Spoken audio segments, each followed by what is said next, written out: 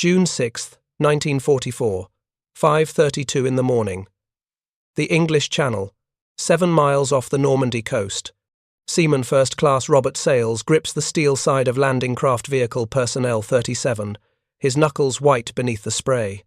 Around him, 31 soldiers from the 29th Infantry Division crouch in silence, their faces green from seasickness, their helmets slick with salt water. The boat rises and falls in 6-foot swells. Cold Atlantic water sloshes around their boots. Ahead, through the grey dawn mist, Sales can see the dark outline of the French coast. Somewhere in that darkness, German machine guns wait. Behind him, the English Channel is alive with ships.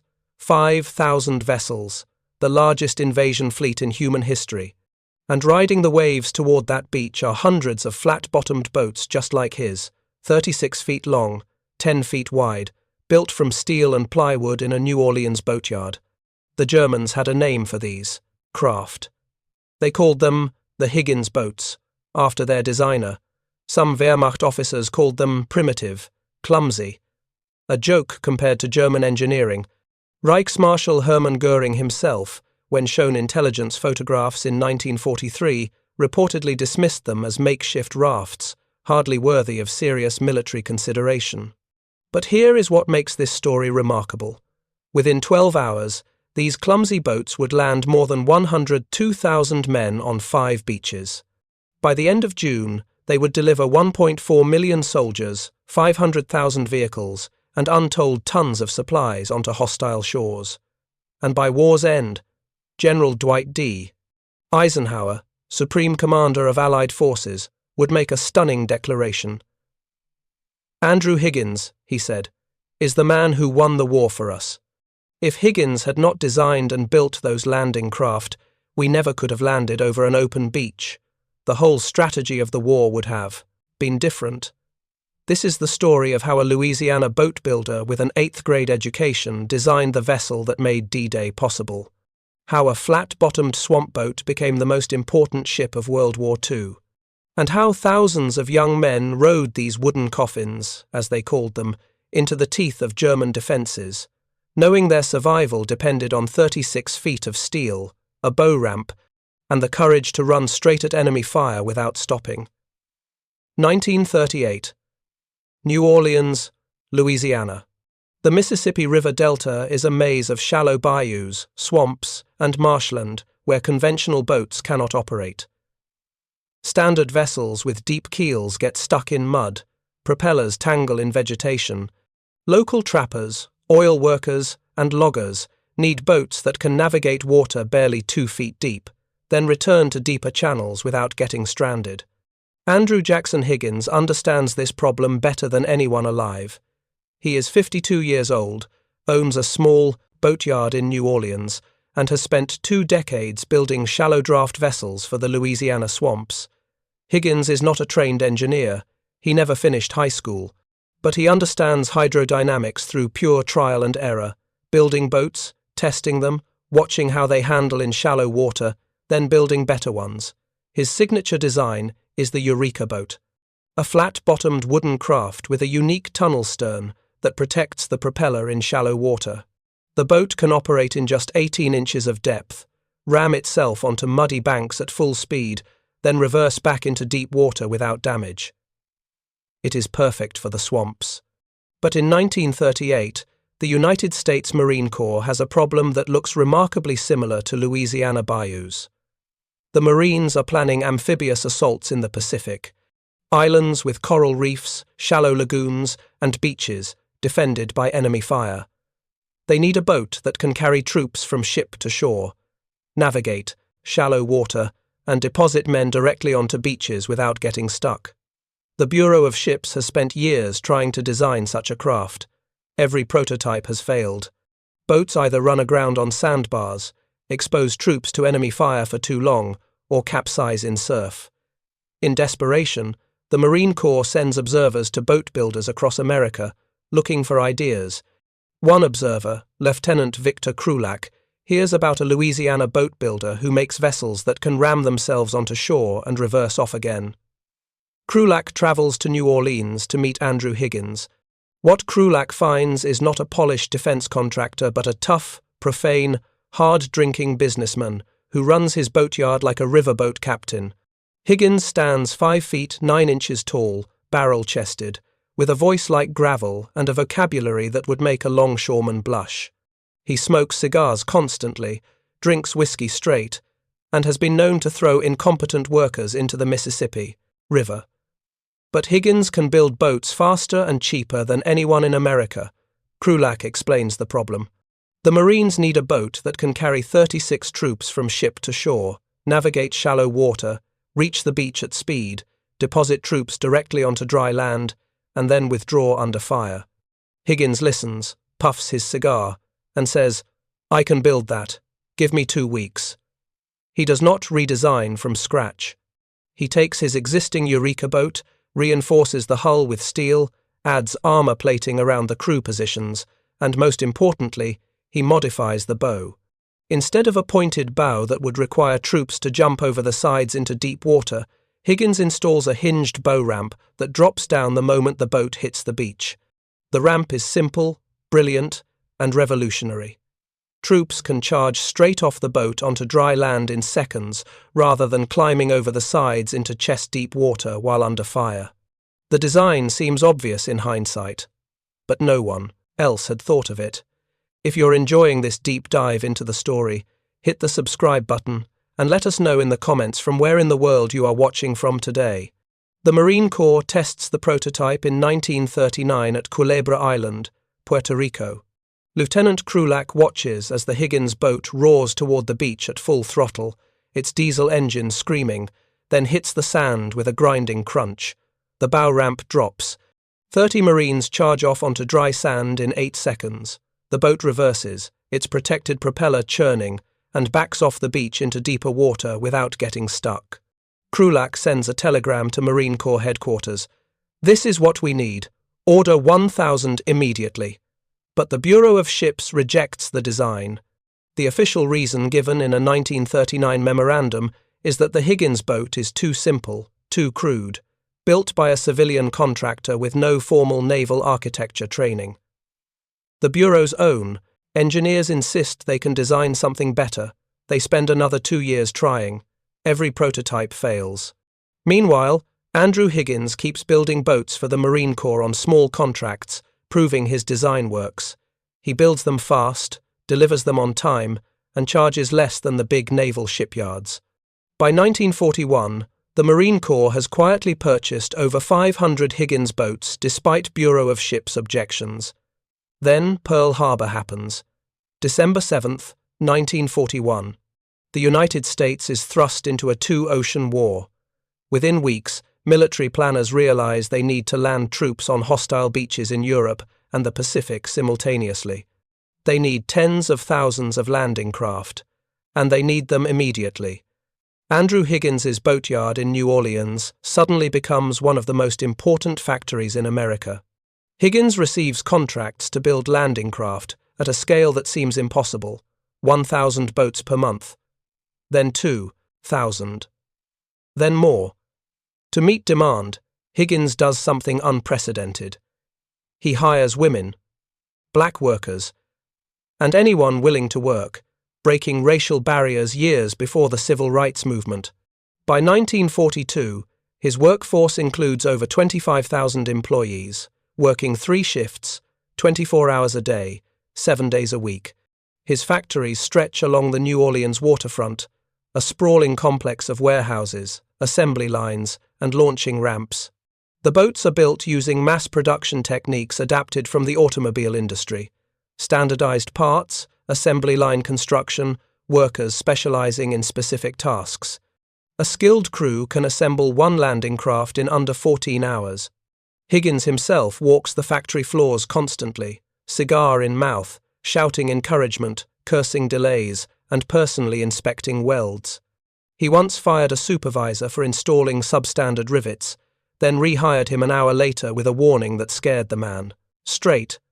The landing craft that emerges from this controlled chaos is designated Landing Craft Vehicle Personnel, Model LCVP.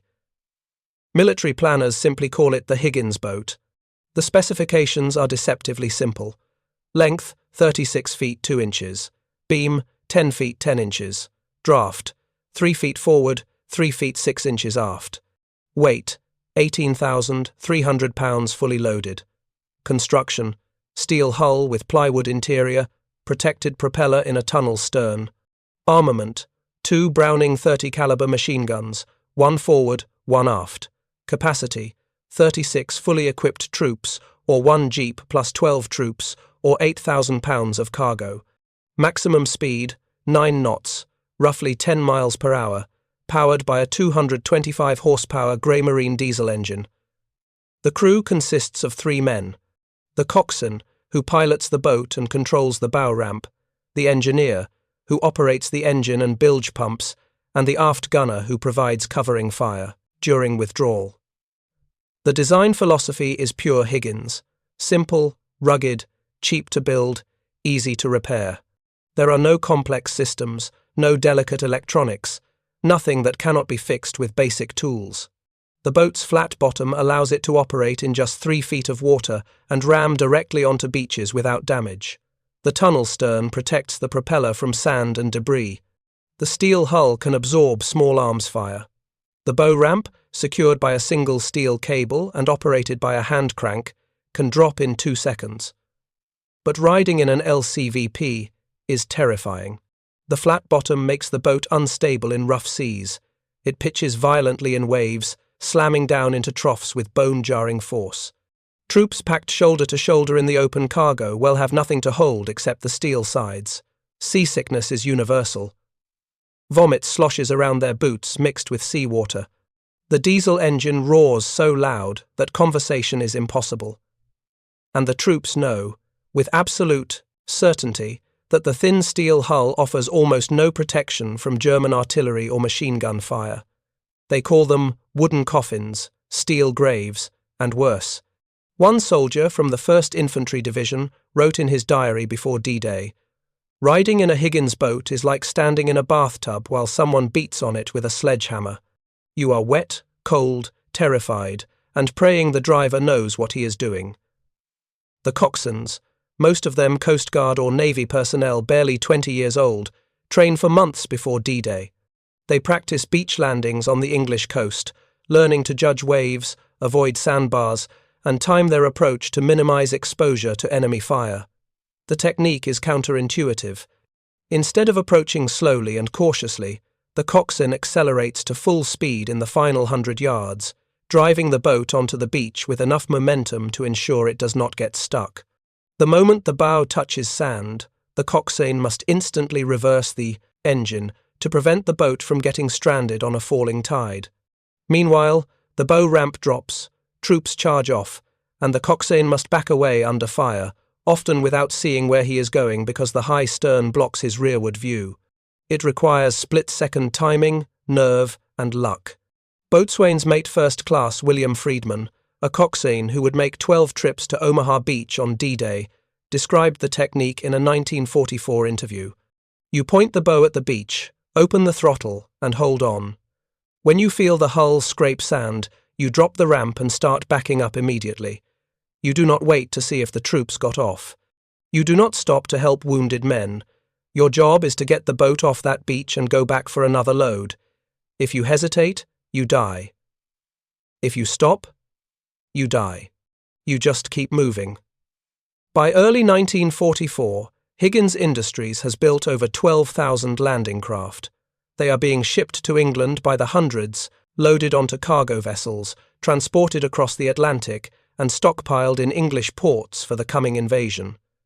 British and American troops train relentlessly with the boats, practice landings on Scottish and English beaches, learning to climb down cargo nets into bobbing landing craft in darkness, learning to endure the nauseating ride to shore, learning to charge off the bow ramp the instant it drops.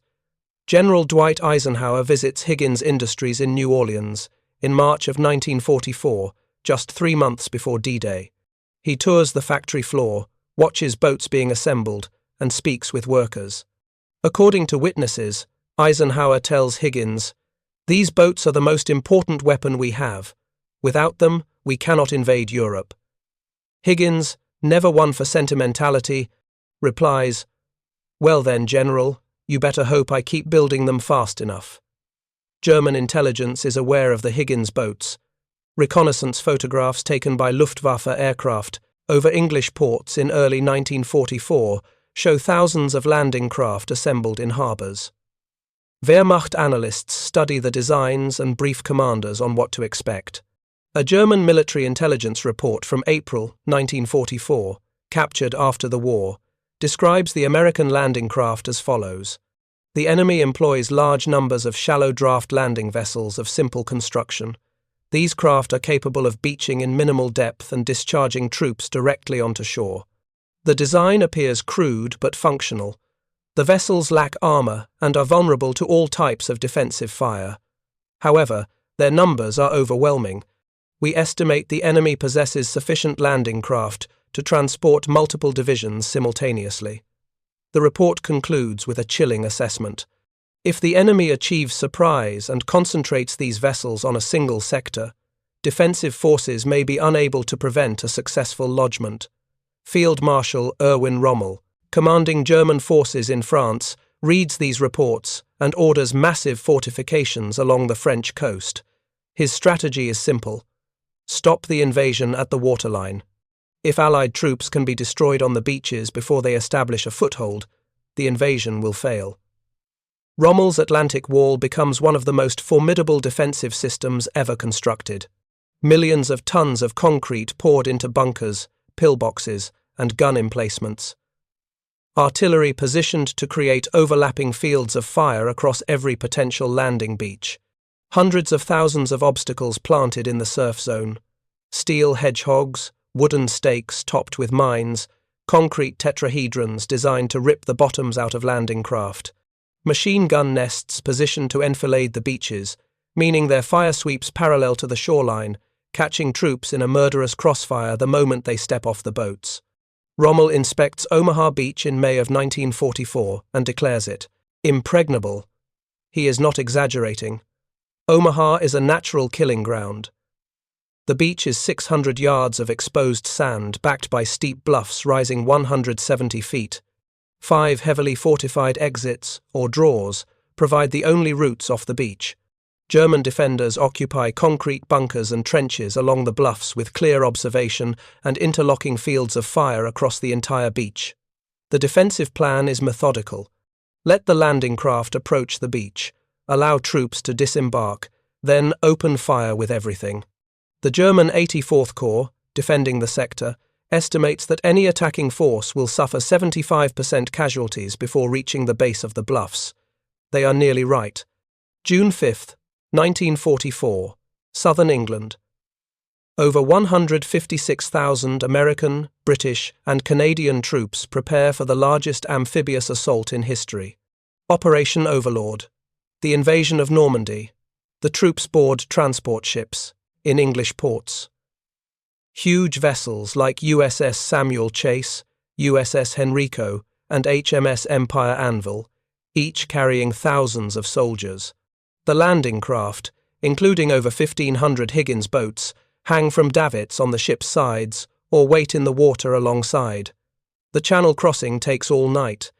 Troops climb down cargo nets in darkness, their boots slipping on wet rope, weighted down by 60 pounds of equipment. Below them, the Higgins boats rise and fall in heavy swells. Jumping from the net into the boat requires timing and courage. Miss your footing, and you fall into the gap between boat and ship, where you will be crushed. 19-year-old Private Robert Sales from the 29th Infantry Division makes it into LCVP 37 without falling. Around him, 31 other soldiers pack into the cargo well. The boat smells of diesel fuel, vomit, and fear. The coxswain, a Coast Guard seaman named Eugene Oakes, 22 years old from Michigan, starts the engine. Pulls away from the transport ship and begins the 7-mile run to shore. It is still dark. The sea is rough. Waves break over the bow, drenching everyone. Sales crouches low, trying to avoid the spray, but it is impossible. Within minutes, he is soaked and shivering. The boat rises and slams down, rises and slams down, a rhythm that turns his stomach inside out. Men around him vomit, some pray. Some stare straight ahead in silence. Behind them, the largest naval armada ever assembled follows in the darkness. Over 5,000 ships, battleships, cruisers, destroyers, minesweepers, transport vessels, and landing craft. The entire English Channel seems alive with vessels. And ahead, through the grey dawn mist, the dark outline of France emerges from the sea. At 6 o'clock in the morning, the naval bombardment begins. Battleships USS Texas and USS Arkansas open fire. 14-inch guns thunder, hurling shells weighing 1,400 pounds each toward German positions. Cruisers join in. Destroyers race close to shore, firing at point-blank range. The noise is apocalyptic. The flash of guns lights up the dawn. Shells scream overhead like freight trains. The troops in the Higgins boats feel the pressure waves from the shells passing overhead. Some soldiers cheer, believing the bombardment will destroy German defences. They are wrong. Most shells overshoot the beach, landing inland. The German bunkers, built from reinforced concrete 10 feet thick, survive intact. And the defenders, sheltered deep in their fortifications, wait. At 6:20 in the morning, the first wave of Higgins boats reaches Omaha Beach. Coxswain Eugene Oakes, piloting LCVP 37, sees the beach through the spray. 600 yards of sand. Steep bluffs beyond. Smoke from the naval bombardment drifting across the water. He cannot see the German positions, but he knows they are there. 400 yards from shore. 300. The boat smashes through the surf, rising and falling. Sayles grips his rifle, trying to steady himself. Around him, soldiers crouch lower, instinctively trying to make themselves smaller targets. 200 yards. Oakes can see obstacles in the water now. Steel hedgehogs, wooden stakes. He steers between them, praying his propeller does not catch on submerged wire. 100 yards. Suddenly, the beach erupts. German machine guns open fire, MG-42s, firing 1,200 rounds per minute. The sound is like ripping cloth amplified 1,000 times. Tracers arc across the water, orange streaks in the grey dawn. Artillery shells explode in the surf, throwing up geysers of water. Oakes does not slow down. He accelerates, driving straight toward the beach at full speed. His hands are locked on the wheel. His entire world narrows to a single point. Get to the beach, drop the ramp, get off. 50 yards. The hull shudders as machine gun rounds hammer the steel. The aft gunner, a 19-year-old seaman named Tommy Reed, crouches behind his Browning machine gun and returns fire blindly toward the bluffs. 20 yards. The boat smashes through the final line of surf and hits the sand with a grinding crunch. Oakes yanks the cable release. The bow ramp drops. "Go! Go! Go!" he screams. Private Robert Sayles charges forward. The ramp is slick with spray. His boots slip. He catches himself. Then he is off the boat, running across the sand. Machine gun fire tears through the air around him. Shells explode to his left and right. Men fall. Sayles runs toward the seawall, 200 yards away across open sand. It feels like running in a nightmare where your legs will not move fast enough. Behind him, Coxswain Oakes is already reversing the engine, backing LCVP 37 off the beach under heavy fire. He does not look back at the soldiers he just delivered. He cannot. His orders are clear. Return to the transport ship. Pick up another load. Do it again. Oakes makes 12 trips to Omaha Beach that day. Each time, he drives straight into machine gun fire, drops the ramp, and withdraws.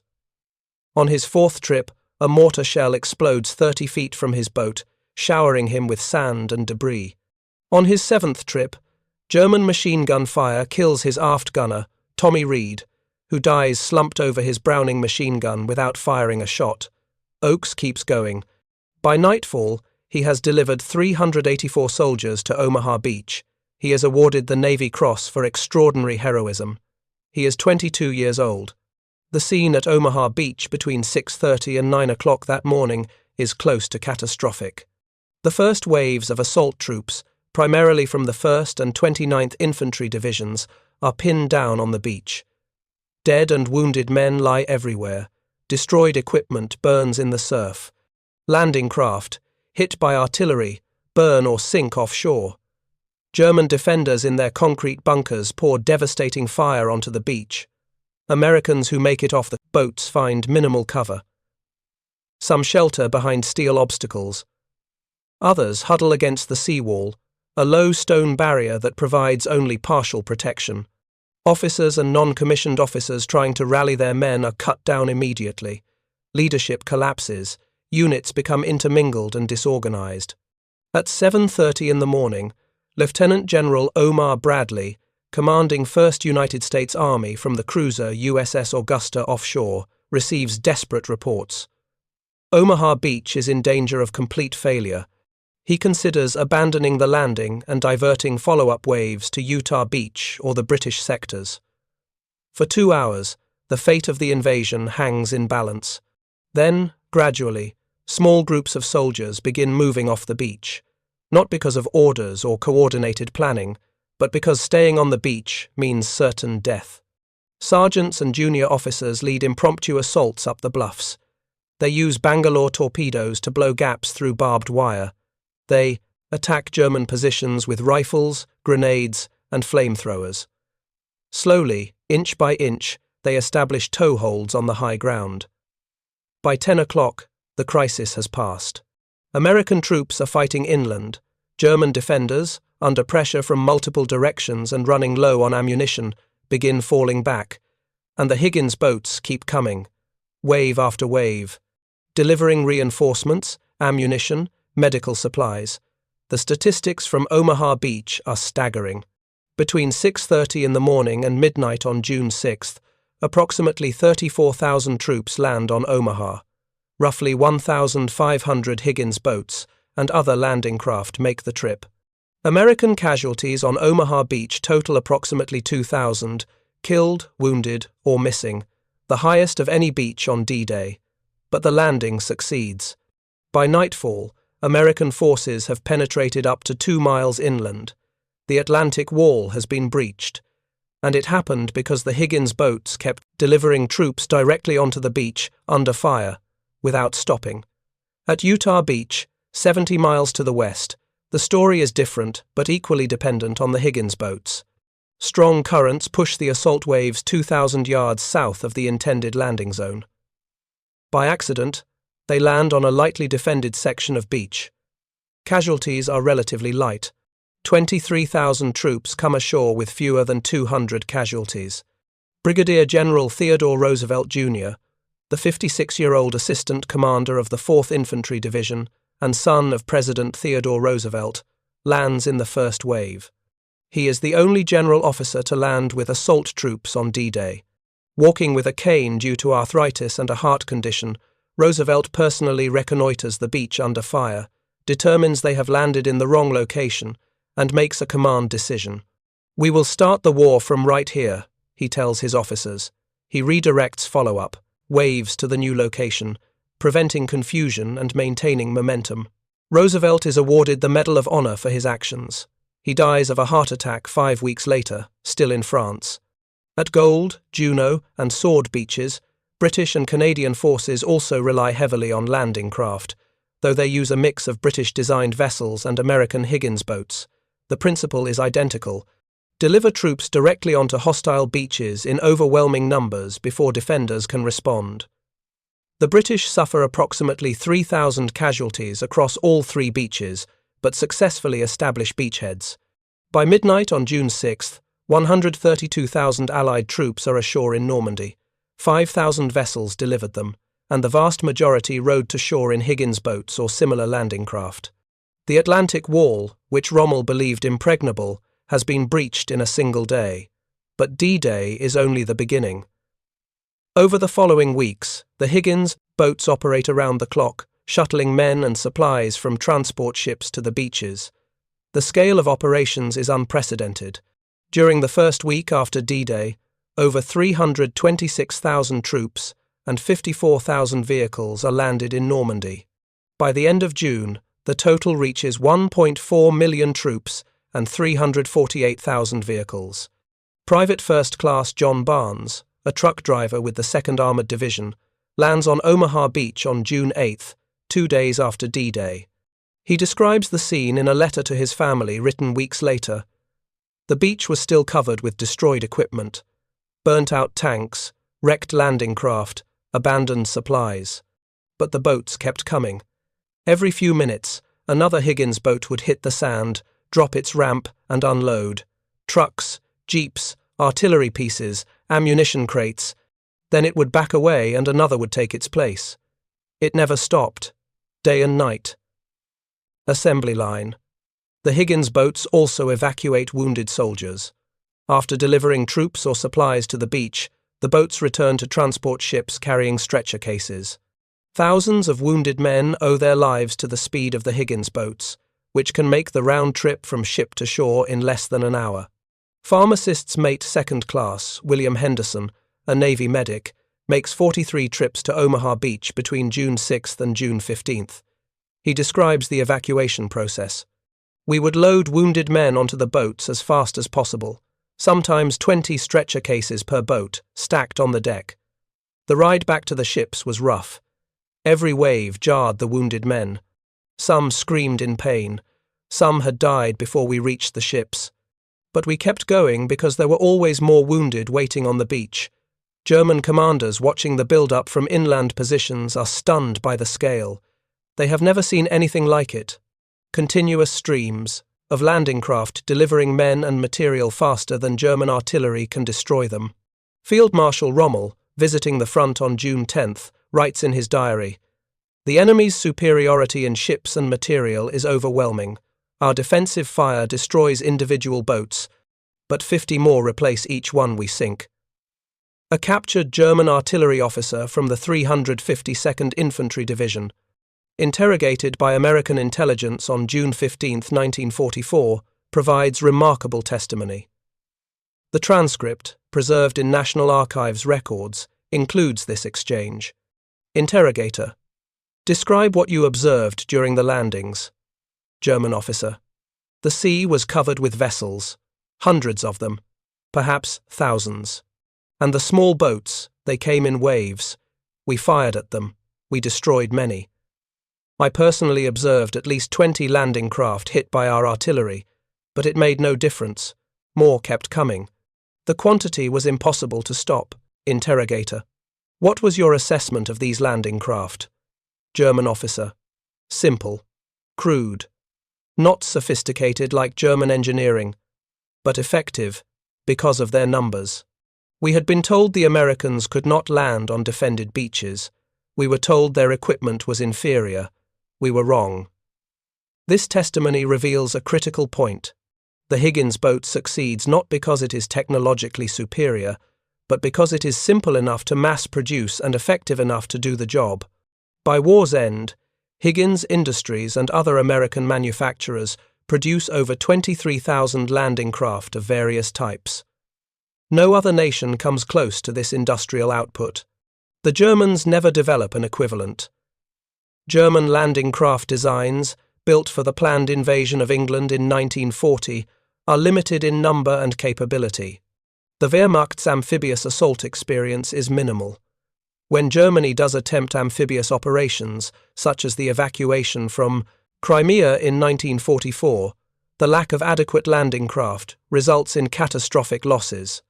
The Japanese, despite controlling vast Pacific territories requiring amphibious operations, also never develop landing craft comparable to the Higgins boat. Japanese troops typically land from conventional ships or barges that must anchor offshore, forcing soldiers to wade through deep water under fire. American Marines exploiting this weakness inflict devastating casualties on Japanese forces during island campaigns. Beyond Normandy, Higgins boats participate in every major amphibious operation of the war. In the Pacific, they land Marines and Army troops on hostile islands from Guadalcanal to Okinawa. In the Mediterranean, they deliver troops during the invasions of Sicily, mainland Italy, and southern France. The invasion of southern France, Operation Dragoon, launched on August 15, 1944, demonstrates the refined efficiency of amphibious operations by the war's final year. Over 151,000 troops land in the first 3 days with minimal casualties. The operation succeeds because commanders now understand how to coordinate naval gunfire, air support, and landing craft operations. And the Higgins boats, proven in Normandy, perform flawlessly. In the Pacific theatre, the battles are often more brutal. Tarawa, November 1943, is the first test of Higgins boats against heavily fortified Japanese positions. The landing is nearly a disaster. Poor intelligence underestimates the reef depth. Many landing craft hang up on coral, forcing Marines to wade hundreds of yards under fire. Over 1,000 Marines are killed in 76 hours. But the lessons learned at Tarawa improve subsequent operations. At Saipan, June 1944, planners use more landing craft, better reconnaissance, and improved coordination. Over 77,000 troops land in the first 2 days. At Iwo Jima, February 1945, over 60,000 Marines land on a beach smaller than Omaha under some of the most intense defensive fire of the war. They succeed because Higgins boats deliver troops in overwhelming numbers, faster than Japanese defenders can kill them. If you find this story engaging, please take a moment to subscribe and enable notifications. It helps us continue producing in-depth content like this. Admiral Richmond Kelly Turner, who commands amphibious operations in the Pacific, writes in a 1945 after-action report, "The success of our Pacific campaign rests on the ability to deliver troops and supplies across hostile beaches." The Higgins boat and similar landing craft made this possible. Without them, our island-hopping strategy would have failed. By May 1945, the war in Europe ends. Germany surrenders unconditionally. By August, after atomic bombs destroy Hiroshima and Nagasaki, Japan surrenders. World War II is over. The final accounting is staggering. Over 23,000 landing craft built, over $40 billion spent on amphibious operations, millions of troops delivered to hostile shores. And at the center of it all, a flat-bottomed boat designed by a Louisiana boat builder with an 8th-grade education. Andrew Jackson Higgins does not live to see his full legacy. He dies in 1952 at age 66, his boatyard bankrupt. After the war, military contracts evaporate. Higgins Industries, which once employed over 25,000 workers, shuts down. Higgins himself, never good with money, dies nearly broke. But the military understands what he accomplished. General Dwight Eisenhower, who becomes President of the United States in 1953, is asked by a historian to name the weapons that most contributed to Allied victory. Eisenhower mentions the atomic bomb, the C-47 transport aircraft, the Jeep, and the bazooka. Then he pauses and adds, "But if I had to single out one piece of equipment that was most critical, it would be the Higgins boat. Andrew Higgins was the man who won the war for us." Historians examining Eisenhower's statement initially treat it as hyperbole. How could a simple landing craft be more important than tanks, aircraft, or battleships? But deeper analysis supports Eisenhower's assessment. The entire Allied strategy in both Europe and the Pacific depended on amphibious operations. Without the ability to land troops on hostile beaches, the Allies could not invade France, Italy, or the Pacific Islands. They would have been forced to fight a defensive war, waiting for Axis powers to attack on ground of their choosing. The Higgins boat gave the Allies offensive capability. It allowed them to choose where and when to strike. It transformed amphibious assault from a risky gamble into a reliable military operation. And it did so through simplicity, mass production, and the courage of young men willing to ride these boats into enemy fire. Stephen Ambrose, the historian who chronicled D-Day extensively, interviewed dozens of veterans in the 1980s and 90s. One conversation, recorded in 1988 with a veteran named Harold Baumgarten who landed on Omaha Beach with the 116th Infantry Regiment, captures the experience. Baumgarten describes the approach to the beach. "We knew we were riding in a metal coffin. Everybody knew it. The Higgins boat had thin steel sides. A machine gun could punch right through. But we also knew there was no other way to get to that beach. So you just held on, prayed, and when that ramp dropped, you ran." Ambrose asks, Were you afraid? Baumgarten replies. Terrified. Every second, from the moment we climbed into that boat until we got off the beach. But the boat got us there. It put us on dry sand. And that was its job. Thousands of veterans shared similar memories. The Higgins boat was uncomfortable, terrifying, and offered almost no protection. But it worked. It delivered them to where they needed to be. And that, ultimately, is the measure of any weapon. By the 1970s, most Higgins boats have been scrapped. A few survive in museums. The National World War II Museum in New Orleans, built in the city where Higgins once operated his boatyard, displays a restored LCVP. Visitors can climb into the cargo well and imagine what it felt like to ride toward a hostile beach with 31 other soldiers, knowing that in seconds the ramp would drop and you would have to run into machine gun fire. Some veterans return to Normandy on anniversary commemorations. They walk the beaches, now peaceful and empty. They visit cemeteries where 9,000 Americans are buried on the bluffs above Omaha Beach. And they remember the Higgins boats that brought them there. Ray Lambert, a combat medic who landed in the first wave at Omaha Beach and was wounded 4 times that day, returned to Normandy for the 70th anniversary of D-Day in 2014. He was 98 years old. Standing on the beach, he told a reporter, "I came ashore in a Higgins boat. 32 men in that boat. I was one of 4 who made it off the beach unwounded. The boat itself, I do not know what happened to it. Probably made a dozen more trips that day. Those boats, they just kept coming." Lambert died in 2025 at age 103. He was one of the last surviving D-Day veterans. When he passed, another direct link to that day vanished. Soon, there will be no one left who rowed a Higgins boat to shore under fire. The memories will fade. The stories will become history. But the impact endures. Military historians studying amphibious operations trace the lineage of every modern landing craft back to Andrew Higgins's basic design. The bow ramp, the flat bottom, the protected propeller, these features remain standard. The United States Navy and Marine Corps still operate landing craft that are essentially updated versions of the Higgins boat, larger and more sophisticated, but built on the same principles. The lesson of the Higgins boat extends beyond military hardware. It is a lesson about innovation, about recognizing good ideas regardless of their source. The military establishment initially rejected Higgins's design because he was not a trained naval architect. He did not have the right credentials. His boats were too simple, too crude. But simplicity was exactly what was needed. Higgins understood that in war, especially industrial war, you need weapons that can be built quickly, operated by minimally trained personnel, and produced in overwhelming numbers. The Higgins boat met all these criteria. It was not elegant, it was not sophisticated, but it worked. The crews who operated these boats, most of them teenagers and young men in their early 20s, demonstrated extraordinary courage. Coxswains like Eugene Oakes made multiple trips under fire, knowing each trip increased the odds they would be hit. Engineers kept diesel engines running despite damage. Gunners provided covering fire even when outnumbered by enemy positions.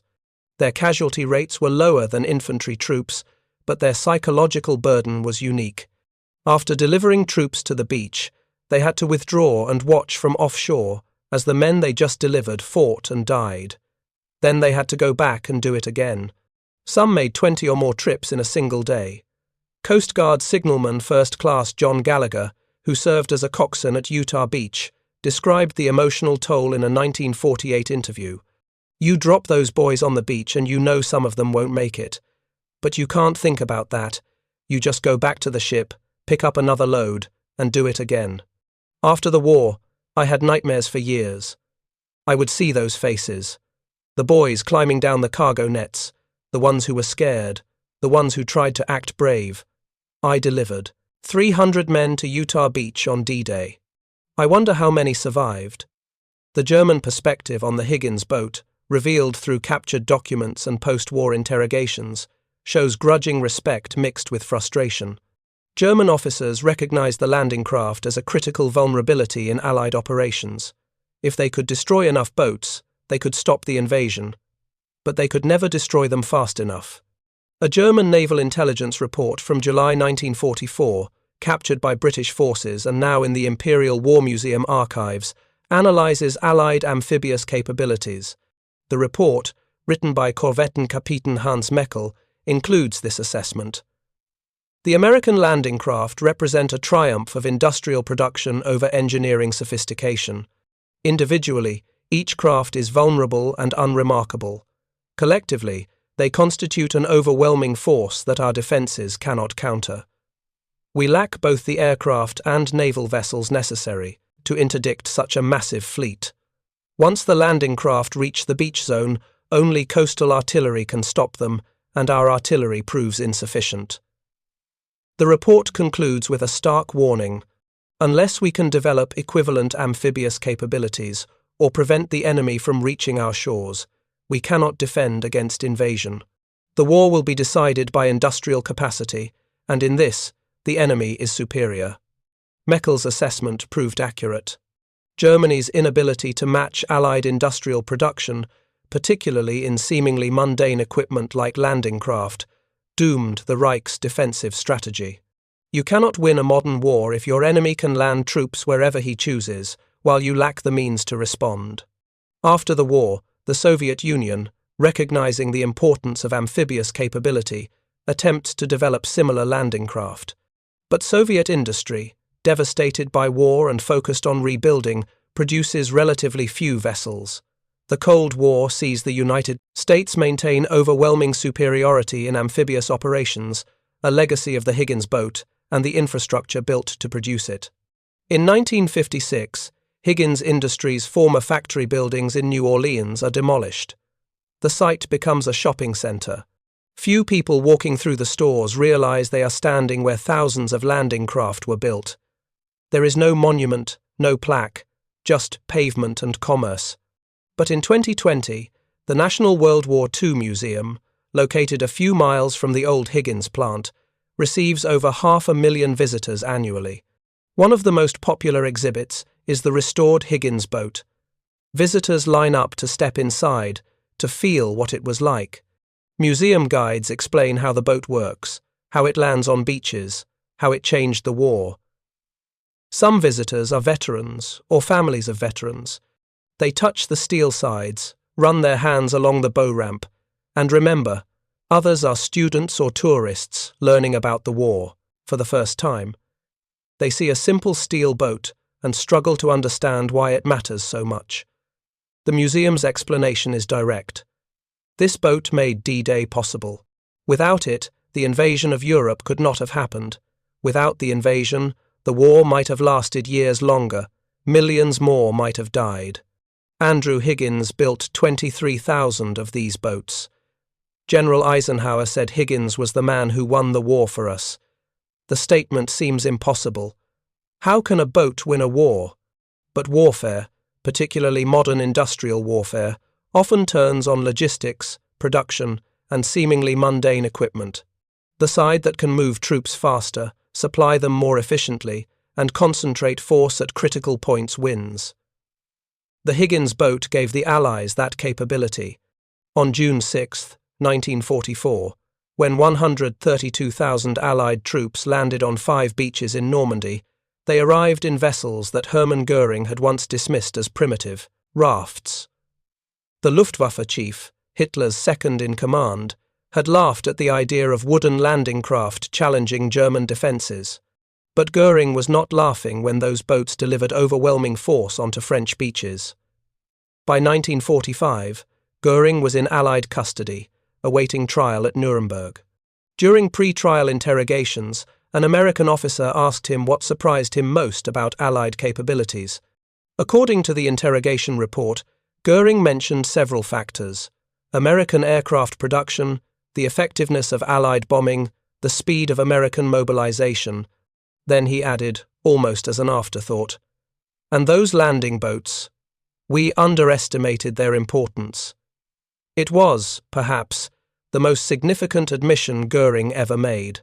The Third Reich underestimated a simple landing craft designed by a Louisiana boat builder. That underestimation contributed to Germany's defeat. The Higgins boat, dismissed as clumsy and crude, proved to be one of the most important weapons of World War II. Private Robert Sales, who landed on Omaha Beach in LCVP 37 on the morning of June 6, survived the war. He returned to Pennsylvania, married, worked as a machinist, and raised 3 children. He rarely spoke about D-Day. When his children asked, he would say, "I was lucky. I got off the boat alive. A lot of men didn't." In 1994, for the 50th anniversary of D-Day, Sales returned to Normandy. He walked the beach with other veterans. He stood at the seawall where he had taken cover 50 years earlier. A French reporter asked him what he remembered most clearly about that day. Sales thought for a long moment, then said, "The boat ride. 7 miles from the ship to the beach. It felt like 700 miles. Rough seas, everyone sick, scared to death. Then the ramp dropped and you ran. I don't remember much after that. Just running and trying to stay alive. But I remember that boat ride, every second of it." The reporter asked, "What do you think about the Higgins boat now?" Sales smiled. "I thought it was a death trap when I was sitting in it. But it got me to that beach. It did its job, and I'm alive to talk about it. So I guess it was a pretty good boat after all." Robert Sales died in 2001 at age 77. He is buried in a small cemetery in Pennsylvania. His gravestone includes his rank, his unit, and 4 words: D-Day, Omaha Beach, Normandy. Thousands of veterans like Sales rode Higgins boats into history. Most never thought of themselves as heroes. They were just doing their jobs, following orders, trying to survive. But collectively, they accomplished something extraordinary. They broke through Hitler's Atlantic Wall. They liberated Europe. They ended Nazi Germany. And they did it, at least in part, because a Louisiana boat builder named Andrew Higgins designed a simple steel boat with a bow ramp, a boat that military experts initially rejected, a boat that German intelligence dismissed as crude, a boat that Hermann Göring laughed at. But on June 6, 1944, and on dozens of other beaches across Europe and the Pacific, that boat landed 1.4 million men on hostile shores. It carried them from ships to beaches under fire. It gave them a fighting chance. The Higgins boat changed how wars are fought. It proved that amphibious assault could be a decisive military operation rather than a desperate gamble. It demonstrated that sometimes the simplest solution, mass-produced and deployed in overwhelming numbers, is the most effective. And it reminds us that wars are won not just by generals and grand strategy, but by engineers, factory workers, and young men willing to ride a steel boat into the teeth of enemy fire because their nation asks them to. The Germans laughed at America's clumsy landing craft, but those clumsy boats landed an army, and that army destroyed the Third Reich. Simple solution that actually works. The Higgins boat worked. It won the war. And Andrew Higgins, the profane, hard-drinking Louisiana boat builder who designed it, earned a place in history alongside the great military innovators of the 20th century. The wooden coffins, the steel graves, the flat-bottomed death traps, they carried victory to hostile shores, and the men who rode them, terrified but determined, changed the world. Thank you for watching. For more detailed historical breakdowns, check out the other videos on your screen now, and don't forget to subscribe.